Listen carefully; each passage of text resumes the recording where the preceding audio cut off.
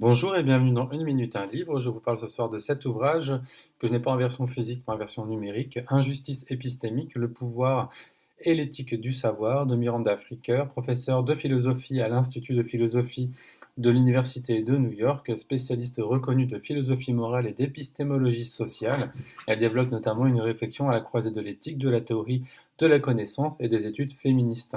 Un ouvrage aux éditions Eliot 2026 et la sortie de l'ouvrage est prévue pour le 10 avril. Et je remercie les éditions Eliot pour l'envoi et particulièrement Bénédicte, un grand merci. En effet, c'est une parution que j'attendais avec impatience et longtemps j'ai cité les travaux de Miranda Fricker en précisant 2007. Je vais pouvoir maintenant préciser 2026 avec une réactualisation de certaines choses, en tout cas, moi, un accès à un travail que je trouve absolument exemplaire. En effet, c'est un travail de référence qui invite à penser ce que l'on appelle les injustices épistémiques, entre parenthèses, testimoniales et herméneutiques, parce que l'idée c'est de développer les deux pour être plus précis. Alors on peut parler d'injustice testimoniale, écrit Miranda Fricker, lorsqu'un auditoire entretient un préjugé qui contribue à dévaluer la crédibilité accordée à la parole de quelqu'un ou de quelqu'une. Je pense que là vous imaginez un grand nombre de situations.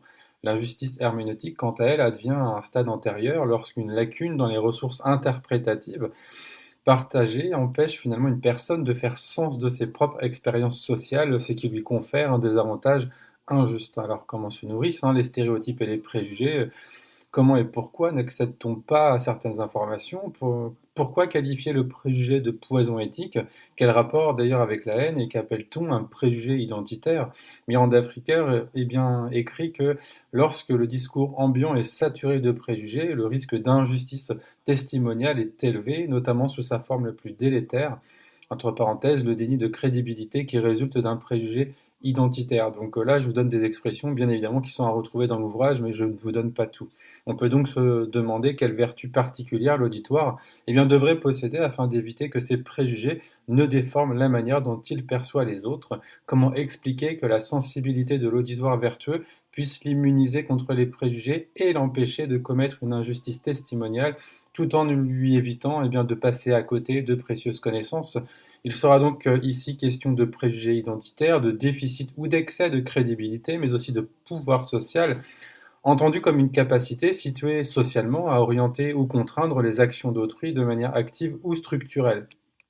Il sera également question de pouvoir identitaire, et ce pouvoir peut s'exercer activement ou passivement. Un pouvoir identitaire de genre est exercé de façon active lorsque, par exemple, un homme utilise parfois sans s'en rendre compte son identité d'homme pour influencer les actions d'une femme, par exemple pour la conduire à accepter ce qu'il dit. J'ai envie de sourire parce que sans s'en rendre compte, bon. Il est donc aisé de comprendre que finalement, la forme la plus importante d'injustice testimoniale est donc l'injustice testimoniale systémique. Vous comprenez bien pourquoi. Alors quel est le rôle du préjugé identitaire? Il en vient à compromettre le jugement de crédibilité, il déforme la perception que l'auditoire a de son interlocuteur ou de son interlocutrice. Mérina Fricker revient également sur ce qu'est un stéréotype, sur ce qu'il n'est pas, ou encore ce que l'on appelle la menace du stéréotype, que l'on mentionne souvent d'ailleurs nous en éducation. Alors à ce sujet, l'autrice précise que dans certains contextes, le préjugé qui s'exerce contre un locuteur ou une locutrice agit comme une prophétie autoréalisatrice. Soit le sujet de l'injustice est socialement constitué exactement comme le stéréotype le dépeint, c'est ce qu'il est socialement aux yeux des autres, soit il est poussé comme mu par une force causale à ressembler à ce stéréotype. Alors finalement, on fait quoi avec cette injustice? Comment la transformer? En justice. Miranda Fricker évoque notamment la vertu de justice testimoniale qui permet de s'opposer à la force des préjugés. On sait que c'est pas simple. Et sa possession exige de l'auditoire qu'il neutralise de manière fiable les préjugés qui affectent ses jugements de crédibilité. Alors comment aussi penser la confiance épistémique? C'est ainsi qu'apparaissent les vertus d'exactitude et de sincérité pour expliquer, entre parenthèses, Williams utilise des majuscules pour indiquer qu'il s'agit de termes techniques plus abstraits que leur contrepartie ordinaire. En tout cas, chacune renvoie à un certain nombre de dispositions qui renforcent les relations de confiance épistémique nécessaires au partage de l'information, écrit Miranda Fricker.